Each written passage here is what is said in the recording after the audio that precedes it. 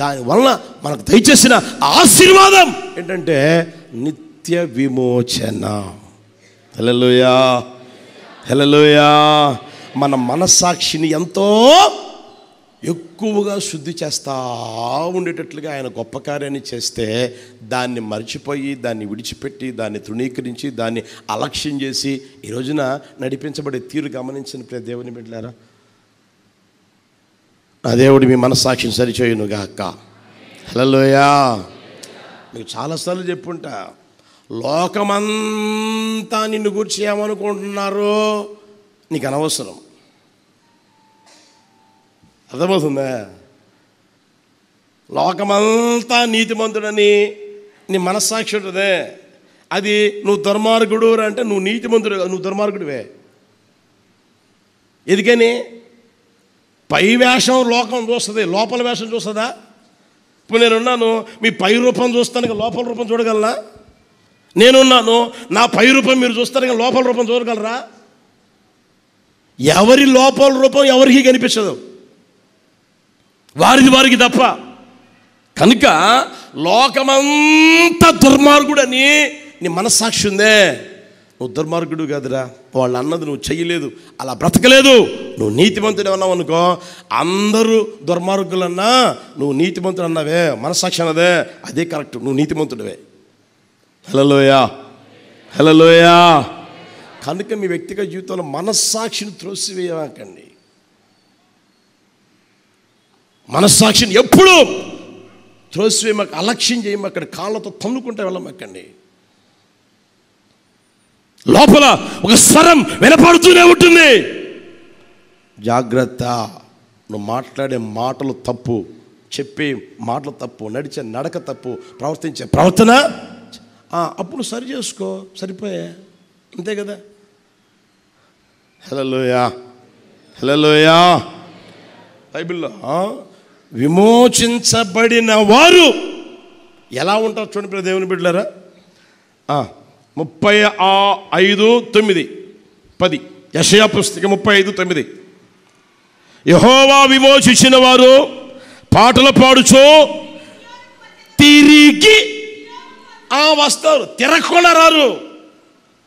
అర్థమైందా? పాటలు పాడడం చాలా ఈజీ అయిపోయింది ఇప్పుడు కదా. రాగం వచ్చిన వాళ్ళు పాడుతున్నారు, రాగం రాని వాళ్ళు పాడుతున్నారు. యేసయ్య గారు అప్పట్లో చెప్పేవాళ్ళు, కొంతమంది బాత్రూంలో పాడుకునే సింగర్లు ఉంటారంట, కొంతమంది స్టేజ్ మీద పాడే సింగర్లు ఉంటారంట, కొంతమంది మీటింగ్లో పాడే సింగర్లు ఉంటారంట. అందరూ సింగర్లే. హల్లెలూయా. అర్థమవుతుందా? పాటలు పాడడం చాలా ఈజీ. అర్థమైందా? అక్కడ రాయబడిన మాట చూడండి, యెహోవా విమోచించిన వారు పాటలు పాడుచు ఏం చేస్తారు? తిరిగి తిరగకుండా కాదు, నీ మనసు తిరగకుండా కాదు, నీ ప్రవర్తన మారకుండా కాదు, నీ స్వభావం మారకుండా కాదు, తిరిగి వస్తారు, తిరిగి సియోనుకు వస్తారు, తిరిగి వారి జీవితాల్లో ఆశీర్వాదాన్ని పొందుతారు. తిరగకుండా నడిపించబడే దేవుని బిడ్డలారా, అది ముఖ్యం, అది కావాలి. అది నా ప్రభు నిశ్చయముగా మనందరికీ దయచేయునుగాక. హల్లెలూయా. వారి తలల మీద ఏముంటుందంట? నిత్యానందం ఉంటుంది. వారు ఆనంద సంతోషములు గలవారై వస్తానే ఉంటారండి. మందిరానికి ఎలా వస్తారయ్య అంటే ఏడు ముఖం పెట్టుకొని, అదేదంటారే అలా పెట్టుకొని అంతా పోగొట్టుకున్నలాగా అలా రారు, అలా ఉండరు. ఎలా ఉంటారంటే, దేవుడు నిన్ను విమోచించాడు కనుక, నిత్య విమోచన కలుగు చేశాడు కనుక మంచి మనస్సాక్షి కలిగి ఆయన్ని పాడుతూ స్తుతించుదువుగాక. హల్లెలూయా. ఆనంద సంతోషములు గలవారై వచ్చుదురుగాక. ఎలా? తిరిగి, ఆ మాట మర్చిపోకూడదు ఎప్పుడు, తిరిగి. హల్లెలూయా. అటు కృప దయచేయునుగాక. బైబిల్లో ఉంది కదా, నీతిమంతుల గుడారాలలో రక్షణ గురించి ఉత్సాహ సునాదాలు వినపడును, యెహోవా దక్షిణ హస్తం చెప్పండి సాహస కార్యములు చేయును. మనం నీతిమంతులు, మనం ఏమండి, మనం ప్రభు ద్వారా విమోచించబడిన వారు, మంచి మనస్సాక్షి కలిగి బ్రతకాలని ప్రభు కోరుకునే ఈ లోకానికి వచ్చి పునరుద్ధరణుడయ్యాడు ఆయన. దాన్ని మనం వ్యక్తిగత జీవితంలో గుర్తెరుగుదాము గాక. ఇంకోటి చూస్తారా, చూడండి. యోహాను స్వర్తమానం 20:19. ఆదివారమున సాయంకాలమున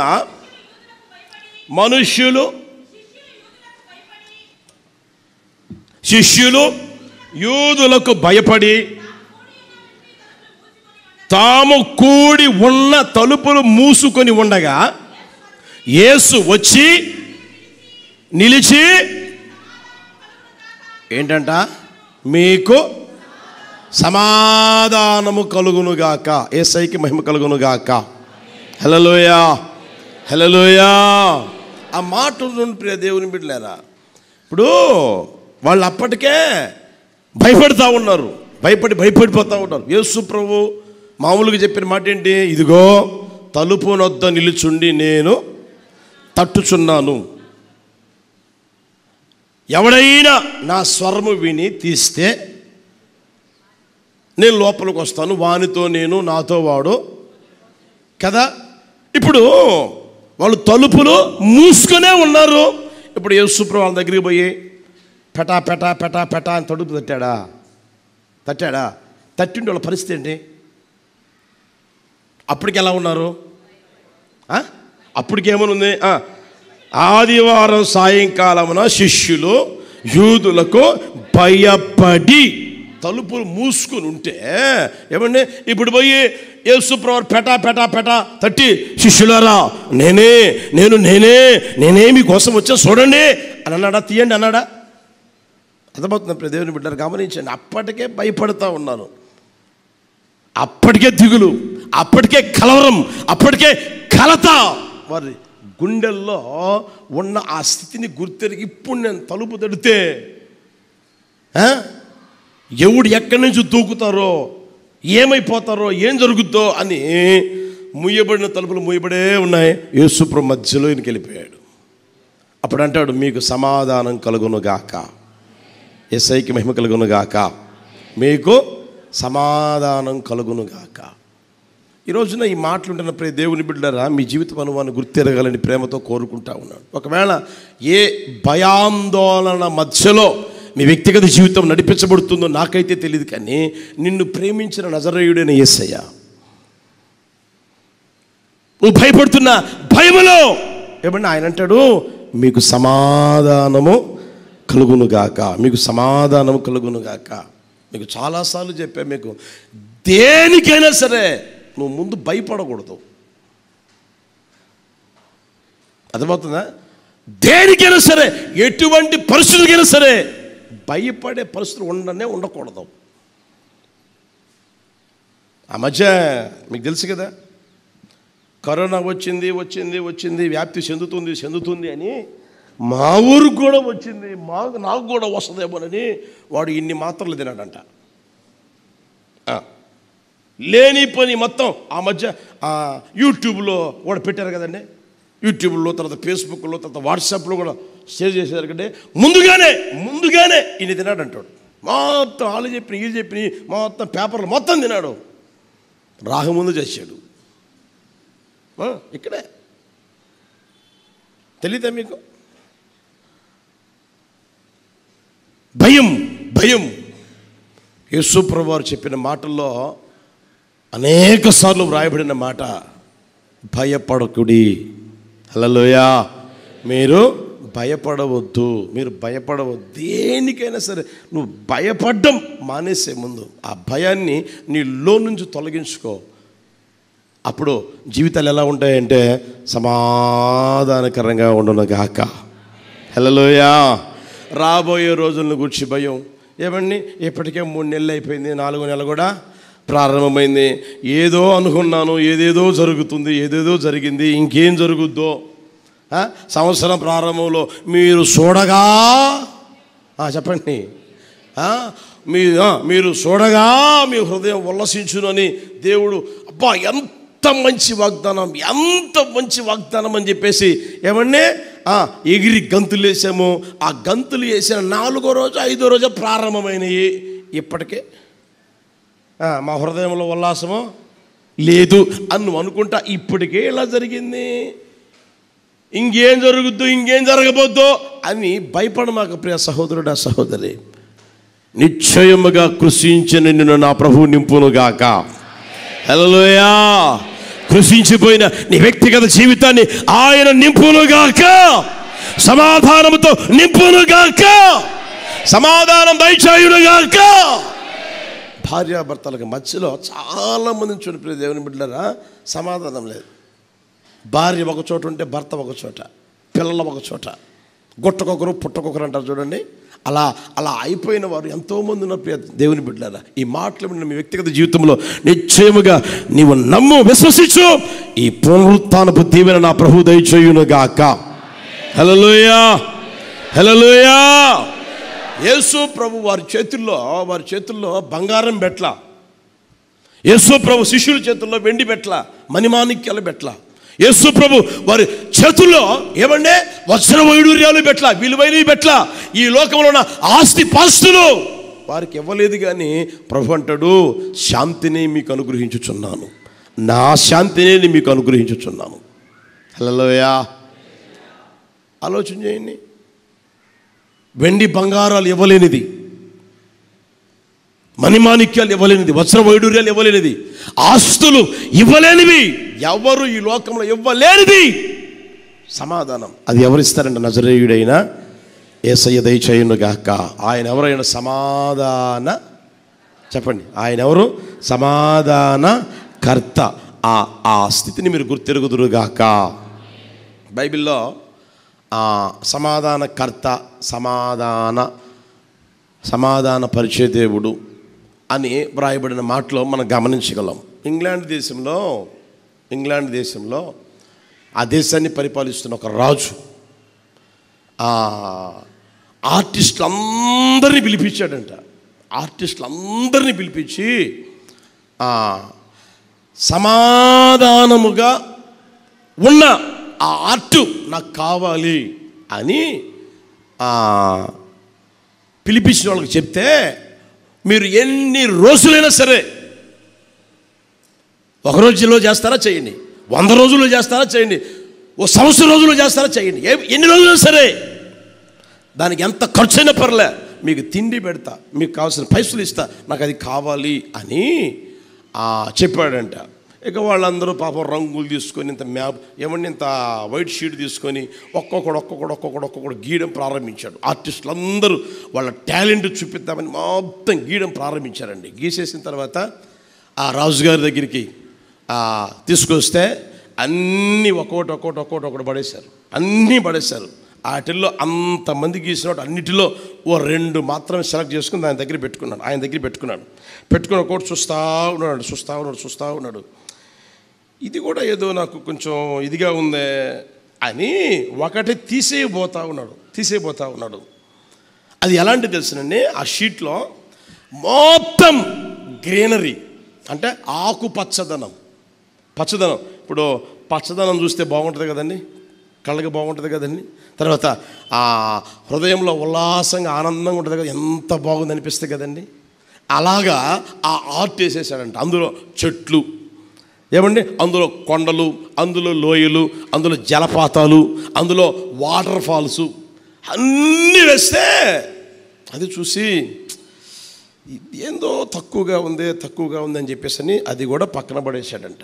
పక్కన పడేసి ఇంకొక్కటే నాకు నచ్చింది ఇదేరా ఇదేరా సమాధానము అనేదానికి అది ఆయన తర్వాత ప్రచురించారు కూడా అనుకుంటా, నాకు తెలిసి. అది ఎలా ఉంది తెలుసునండి, ఆయన వేసినట్టుగానే గ్రీనరీ ఉంది, చెట్లు ఉన్నాయి, ఎత్తైన చెట్లు ఉన్నాయి, ఏపుగా పెరిగిన చెట్లు ఉన్నాయి ఏమండి, వాటి కొమ్మలు, ఆ తర్వాత ఆ పైన పెట్టలు, ఆ తర్వాత ఏమండి ఆ పెట్టల్ని లేదా ఆ పక్షులను చూస్తే ఓ ప్రక్క తుఫాను ఉంటుంది, తుఫాను గాలి వస్తే ఆ గాలి వాటిని చెట్లు కొడుతూ ఉంటే ఇలా ఇరబోసుకుంటాయి కదండి, ఆకులన్నీ ఇలా ఉంటాయి కదండి, అలా ఉన్నాయి. ఆ తర్వాత ఆ చెట్ల మీద నా పిట్టలు కూడా ఎగిరిపోవాలని, ఒకటి ఎగిరిపోదాం, ఒకటి ఇట్లా కొట్టుకుంటా ఆ పరిస్థితులన్నీ తారుమారుగా ఉన్నాయి. ఓ ప్రక్క వాటర్ ఫాల్స్ ఉన్నాయి, ఓ ప్రక్క కొండలు ఉన్నాయి, ఓ ప్రక్క లోయలు ఉన్నాయి, ఓ ప్రక్క ఏమంటే జలపాతాలు అన్నీ ఉన్నాయి. అయితే అంత గాలికి చెట్లు ఊగుతూ ఉన్నా, పక్షులు పారిపోతూ ఉన్నా, అక్కడ వేసిన ఆ ఒంటెలు లేదా ఆ ఎడ్లు, ఆ గొర్రెపిల్లలు మొత్తం పారిపోతూ ఉన్నా ఓ కొండ ఉందంట. అందులో ఒక కొండ ఉంది. ఆ కొండలో చిన్న రంధ్రం ఉంది. ఆ రంధ్రంలో ఏమంటే చూస్తూ ఉంటే రెండు పావురాలు అలా ఎగురుతూ ఉన్నాడు ప్రశాంతంగా.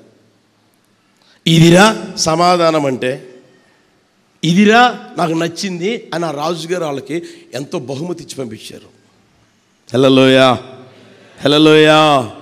తుఫాను చెలరేగుతాయి, ప్రవాహాలు వస్తాయి, ఏమండి చెట్లు పడిపోతాయి, గాలులు వీస్తాయి.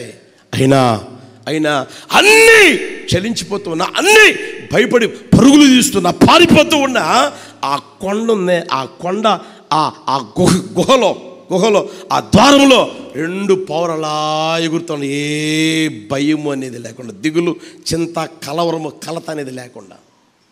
హల్లెలూయా.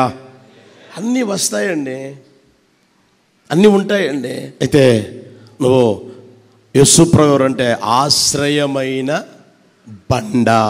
హల్లెలూయా. మనల్ని వెంబడించిన బండ, వెంబడిస్తున్న బండ.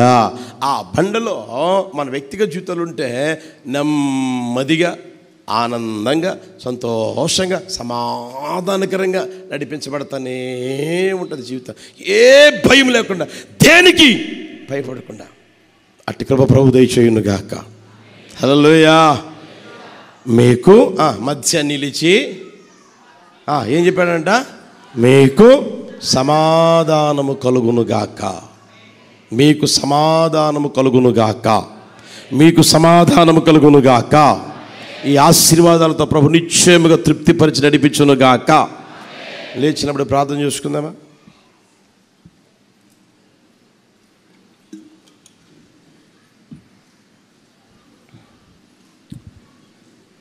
అందరం లేచినప్పుడు ప్రార్థన చేసుకుందాం.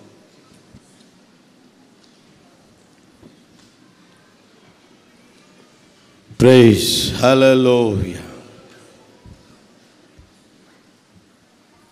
హల్లెలూయా, హల్లెలూయా. ఆకాశపు చేతులెత్తి చిన్న ప్రార్థన చేసుకుందాం.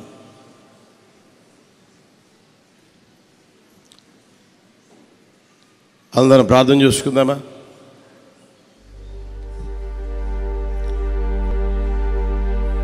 తీర్మానంతో ప్రార్థన చేసుకుందామా? యేసు ప్రభు పునరుత్థానుడయ్యాడు అని నామకార్థంగా ఒకవేళ పండగను ఆచరిస్తూ ఉన్నావేమో ప్రియ సహోదరుడా, సహోదరి. నిన్ను ప్రేమించిన వారు నజరేయుడైన యేసు మన కొరకే ఈ లోకానికి వచ్చారు. మన కొరకే ప్రాణాన్ని పణంగా పెట్టాడు. మన కొరకే మరణించారు, మన కొరకే పాతి పెట్టబడ్డారు, మన కొరకే తిరిగి లేచారు. మరలా మన కొరకే ఆయన తిరిగి రాబోతూ ఉన్నారు. ప్రైజ్ హల్లెలూయా, హల్లెలూయా.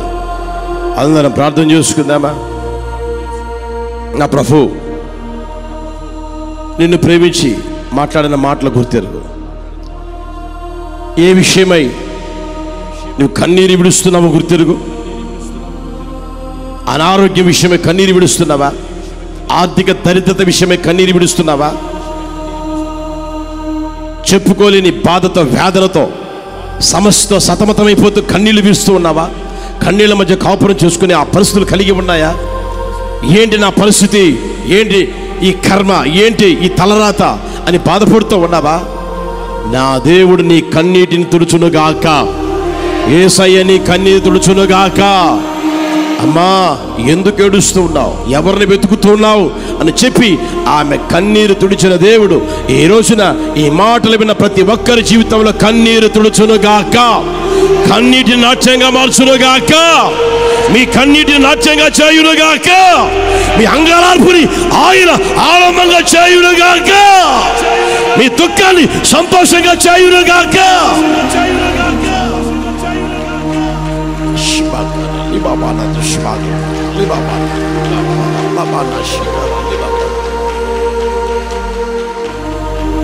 ప్రైజ్ హల్లెలూయా హల్లెలూయా హల్లెలూయా. నీ కన్నీటిని ఆయన తుడవాలని ఆశపడుతూ ఉన్నాడు. అందుకే ఈరోజు నీతో మాట్లాడి ఉన్నాడు. విశ్వసించు, విశ్వసించు. మారిపోయే మనుషులు నమ్ముకుంటూ ఉన్నావా? మోసర వెళ్ళిలాగా మారిపోయే మనుషులు నమ్ముకుంటూ ఉన్నావా? మారని దేవుడు, మార్పు చెందని దేవుడు, నిన్న నేడు నిరంతరం ఏకరీతిగా ఉన్న యేసయ్యను నమ్మావా? యేసయ్యను నమ్ముదువుగాక. ఆయన మారని దేవుడు, మార్పు చెందని దేవుడు, నీ కన్నిటిని నాట్యంగా మార్చే దేవుడు, నీ కన్నిటిని ఆయన తుడుచునుగాక. ఓ గాడ్, ప్రైజ్ హల్లెలూయా హల్లెలూయా హల్లెలూయా హల్లెలూయా. ఆలోచించు సహోదరుడా, సహోదరి. ఏ బాధ మధ్యలో, ఏ ఇరుకు మధ్యలో,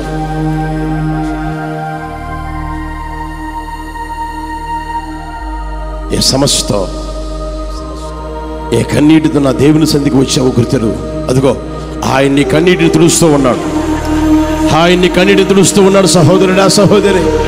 ఆయన్ని కన్నీటిని తుడుస్తూ ఉన్నాడు. ఓ గాడ్, ప్రైజ్ హల్లెలూయా. ఆయన నీకు నిత్యమైన విమోచన కలుగు చేశాడు. ఆయన నిన్ను విమోచించాడు. ఎందుకు తెలుసునా? పాటలు పాడుచు తిరిగి సియోనుకు వస్తావు అని.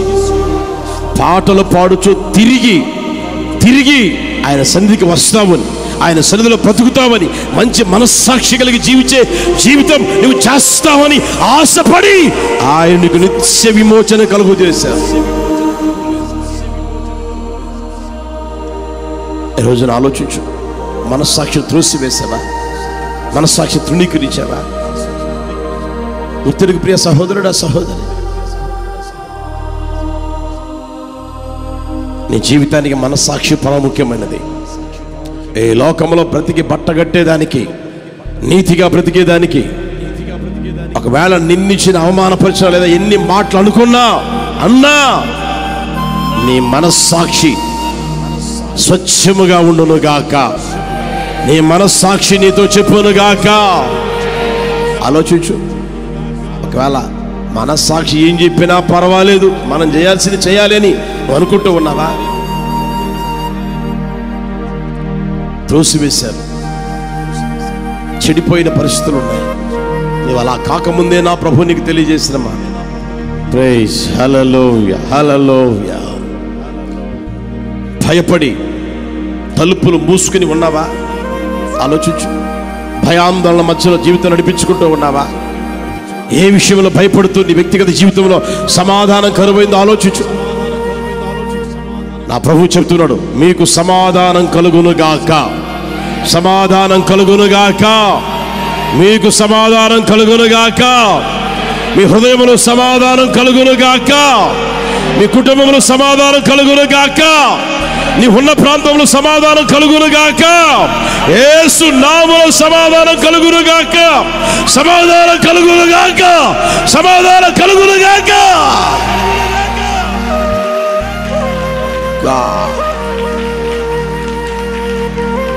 యేసు ప్రభువారు వెండి బంగారాలు ఇవ్వలేదు, మరి మాణిక్యాలు ఇవ్వలేదు, వజ్ర వైడూర్యాలు ఇవ్వలేదు శిష్యులకి. ఆయన అన్నారు, శాంతినే మీకు అనుగ్రహించుచున్నాను, నా శాంతినే మీకు అనుగ్రహించుచూ ఉన్నాను. ప్రార్థన చేసుకుందామా ప్రియ సహోదరుడా, సహోదరి. నిశ్చయముగా మీ గుండెల నిండా నా ప్రభు సమాధానము దయచేయునుగాక, సమాధానముతో నింపునుగాక, సమాధానముతో నింపునుగాక, సమాధానము దయచేయునుగాక. అందరం తీర్మానంతో ప్రార్థన చేసుకుందామా? మనల్ని ప్రేమించిన వాడు నజరేయుడైన యేసు ఈ సందర్భంగా ప్రభు నీతో మాట్లాడిన మాటలే గుర్తు చేసుకో, నెమరు వేసుకో, తీర్మానం చేసుకుంటూ ప్రార్థన చేసుకుందాం. పరిశుద్ధుడా, జీవాధిపతి, మీకు స్తోత్రం చెల్లిస్తున్నాం. పునరుద్ధరణ ఆరాధనలో మీరు మా మధ్యలోకి దిగి వచ్చినందుకు మీకు స్తోత్రాలు చెల్లిస్తున్నాం. మీ పునరుద్ధాన బలాన్ని మేమందరం అనుభవించాలని, మిమ్మల్ని ఆరాధించే భాగ్యాన్ని మాకందరికీ మీరు అనుగ్రహించినందుకు స్తోత్రం. మహామహిమతోనూ పునరుద్ధానపు శక్తితోనూ మీ బలముతోనూ మా మధ్యలోకి దిగి వచ్చి ప్రతి ఒక్కొక్కరి మీద మీ యొక్క ఉన్నతమైన ప్రభావాన్ని, మహిమని, మీ శక్తిని కుమ్మరించినందుకు స్తోత్రాలయ్యా. ఆరాధన ద్వారా మహిమ పొందారు. ప్రజలతో మీరు మాట్లాడిన ప్రతి మాట కొరకై మీకు స్తోత్రాలు చెల్లిస్తున్నాం.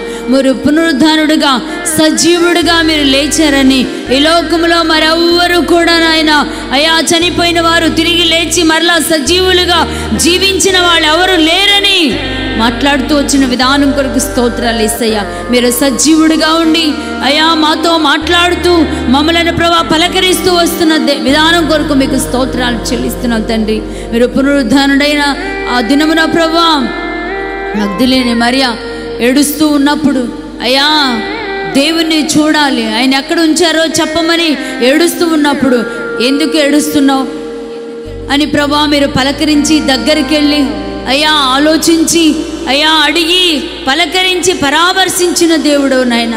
ఇక్కడ చేరిన బిడ్డలు ఎవరు ఎలాంటి పరిస్థితుల మధ్యలో ఉన్నా, ఏ పరిస్థితిని బట్టి కన్నీళ్లు విడుస్తున్నా నమ్మదగిన దేవుడో ప్రభా, ప్రతి ఒక్కరి కన్నీటిని నాట్యముగా మార్చే దేవుడు, నిశ్చయంగా వాళ్ళ దుఃఖాన్ని వాళ్ళ బాధలని ఎరిగి ఉన్న దేవుడు, హృదయ అంతరంగాన్ని ఎరిగి ఉన్న దేవుడు నాయన. అంతరంగంలో ఉన్న ప్రతి బాధ, ప్రతి కన్నీళ్లు మీ నామములో విడుదల కలుగు చేయండి యేసయ్యా. ఆశ్చర్యమైన సహాయం చేయగల దేవుడు. మనుషులు ఒకవేళ అయ్యా మర్చిపోవచ్చు, మేమున్నామని చెప్పొచ్చు, కానీ దాన్ని చేయలేకపోవచ్చు. కానీ నిజ దేవుడు, సజీవుడు, మాట్లాడే దేవుడు, పరామర్శించే దేవుడు, మీలాంటి దేవుడు ఈ లోకములో ఎవరు లేరు నాయన.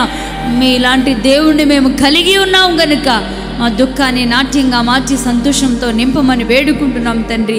నిత్య విమోచన కలుగు చేసే దేవుడు, నీవు విమోచించిన వాళ్ళు అయ్యా సంతోషంతో పాటలు పాడుకుంటూ సియోనుకు తిరిగి వస్తారని మీ లేఖనాల్లో నుండి మాట్లాడుతూ వచ్చిన దేవుడు, నువ్వు విమోచించే దేవుడు. ఈ బిడ్డలు ప్రభా ఏ పరిస్థితుల మధ్యలో ఉన్నా వాటిలో నుంచి మీరు విమోచించండి. పాపంలో నుండి, లోకంలో నుండి ఒకవేళ మంచి మనస్సాక్షిని పోగొట్టుకొని దేవునికి విరోధంగా, దేవునికి దూరమై ఉన్న వాళ్ళని కూడా మీరు విమోచించి నిత్య విమోచన కలుగు చేసి సంతోషాన్ని, హృదయంలో ఆనందాన్ని కలుగు చేసి సహాయం చేయండి నాయన. ఉన్నత దీవెన కలుగు చేసి కృప చూపించండి. అంతేకాదు తండ్రి, భయపడుతూ అయా 4 గోడల మధ్యలో ఉన్న శిష్యుల దగ్గరికి మీరు వెళ్ళి భయపడుకుడి, మీకు సమాధానము కలుగునుగాక అని చెప్పి సమాధానాన్ని, శాంతిని కలుగు చేసిన దేవుడు ప్రభా. ఎలాంటి భయాలైనా, ఎలాంటి భయంకరమైన పరిస్థితులైనా నిశ్చయముగా మీరు కృపతో జ్ఞాపకం చేసుకొని ప్రతి ఒక్కరి హృదయాల్లో గొప్ప సమాధానాన్ని కుమ్మరించండి. సమాధానం ఏలుబడి చేయనుగాక. ఒక్కొక్కరి హృదయాలలో అయా వ్యక్తిగత జీవితంలో, వాళ్ళ కుటుంబాలలో సమాధానాన్ని కుమ్మరించి సమాధానమే ఏలుబడి చేసేటట్లుగా సమాధాన కర్తగా మీరుండండి నాయన. దీవెన కలుగు చేయమని ఈ పునరుద్ధానపు ఆశీర్వాదాలు, మీరు సజీవుడిగా లేచి అయా మాకు కనబడి, అనేకులకు కనబడి అద్భుత కార్యాలు జరిగించిన దేవుడు, ఇక్కడ చేరిన ప్రతి ఒక్కొక్కరి జీవితాలలో మీరు పునరుద్ధానుడై సజీవుడిగా లేపబడిన ఆశీర్వాదాలన్నీ అనుభవించేటట్టుగా సహాయం చేసి దీవెనలతో నింపమని, సమాధానాన్ని, శాంతిని కలుగు చేయండి. కన్నీళ్ళని నాట్యముగా మార్చండి. సంతోషంతో నింపమని వేడుకుంటున్నాం. ఉల్లాసంతో హృదయాలను నింపమని వేడుకుంటున్నాం తండ్రి. నిత్య విమోచన కలుగు చేసి దీవించమని ఇంతవరకు మీ సేవకును బలపరిచి వాడుకున్నందుకు స్తోత్రాలు. మొదటి పునరుద్ధానపు ఆరాధనలో మీరుండి మహిమకరంగా జరిగించినందుకు సర్వఘనత, మహిమ, ప్రభావాలు మీకు ఆరోపిస్తూ యేసు పరిశుద్ధ నామములో ప్రార్థించి వేడుకుంటున్నాను తండ్రి. ఆమేన్.